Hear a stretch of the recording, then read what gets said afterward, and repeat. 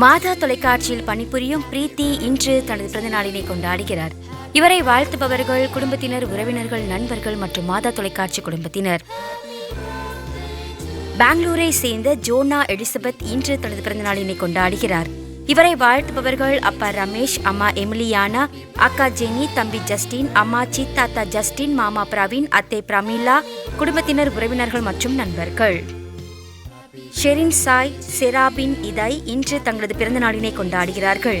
இவர்களை வாழ்த்துபவர்கள் அப்பா மணி, அம்மா ரோசி, சித்தி ஜெனிட்டா, மாமா எட்வர்ட், அத்தை இசபெல்லா, சோஃபி, டிவினிட்டா, குடும்பத்தினர், உறவினர்கள் மற்றும் நண்பர்கள்.